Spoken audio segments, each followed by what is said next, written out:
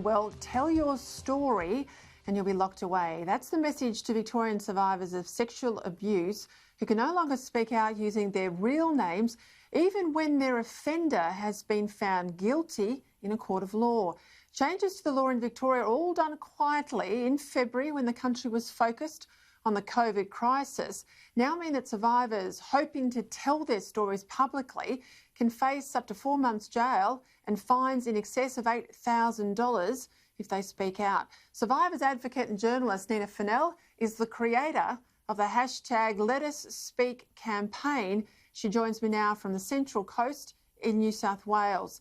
Nina, thank you for your time. This was front page of the Herald Sun. No one in Victoria could miss it, but I have to say, until you set up this campaign and put this on the front page of the Herald Sun, I had missed this. I think these laws are outrageous. I don't see the public interest here. Once people have been found guilty, I get it before, but once they're found guilty, why is it in their interest that the names are kept quiet and not in the interest of the victims? Well, I mean, the first thing is I don't think anyone had any idea that this had happened, including some of the courts, to be honest. They've been quite surprised by some of this as well. And obviously it's not in anyone's interest for us to suppress the names of survivors who want to be named once there is a guilty verdict in place. And, you know, speaking as a journalist, I can tell you that the time that we say to victims, this is the time that you want to wait till, is once there is a guilty verdict in place, partly because the defamation risk drops away, but also because there's no risk that you're going to jeopardise an upcoming trial. So it's extraordinary that you would actively prohibit sexual assault survivors from being able to speak to the media under their real name once a conviction is in place, and threaten them with jail time or fines, or anyone who publishes their name or is involved in publishing their name. At that point, it's absurd. So what's the argument for it? What's the public policy rationale for this law to be put in place in February? We're talking about, you know, child sex offenders, pedophiles, rapists. Why do they get the secrecy provisions now for the rest of their lives? And victims who want to be named, who want the case out there, they don't get any protection. Why is that? Okay, so just to clarify, we can still name the offenders. It's just the victims who can't self-identify. But there actually isn't a rationale behind it. What they were trying to do to simplify it, they were actually tinkering with another bit of legislation and trying to fix up some other problems. And in doing that, they've made changes without thinking through the implications. So I wouldn't necessarily chalk this one up to malice so much as just sheer incompetence. Well, Victoria, that doesn't surprise me.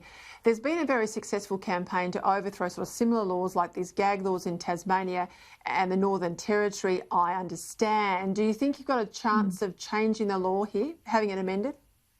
Yeah, absolutely. I mean, in Tasmania and the Northern Territory, when we ran those two campaigns, they're much smaller jurisdictions. I mean, one of the key differences with Victoria is that Victoria already has a really, really active community of very vocal survivors. You know, there have been a lot of survivors, particularly coming out of places like Ballarat, who have done, you know, a lot of important work in terms of shifting community attitudes and beliefs about child sexual abuse in particular.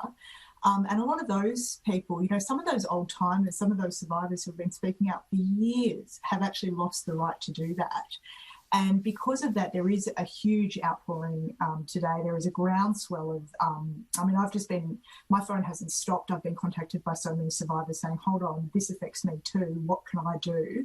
How are we going to get this changed? And I think that will be impossible for the politicians to ignore. And alongside those survivors, there's also a lot of journalists and a lot of members of the community who are equally just as outraged by how illogical this is, if nothing else. Now, you're not talking about the media naming victims who don't want to be named, are you? You're talking about victims who themselves say, we want to write a book, or we want to be interviewed and go on the record and talk about what happened to us, perhaps in the hope it doesn't happen to others. Absolutely. And I think that that's a really important distinction, that at all points we want to ensure that sexual assault survivors, anyone who's been raped or experienced sexual abuse, that they're not identified without their consent. No one wants that situation. People wouldn't come forward and report to the police if that were the situation, if they were worried about that. We're talking about people who have gone through the court process.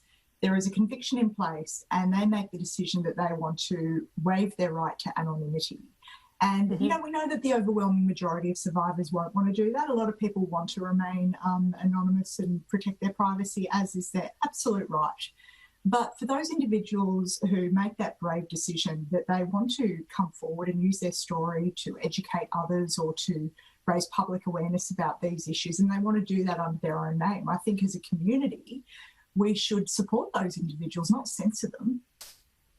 So have you had any contact from politicians in Victoria today who say, we didn't realise these unintended consequences, perhaps they were drafting errors? I'd have to say myself, I'm a bit cynical, seeing it all happen in February when we're all looking at other things. But have you had anyone make contact with you to say, let's fix this? I've had a couple of, I have had a couple of politicians reach out and we're beginning those conversations.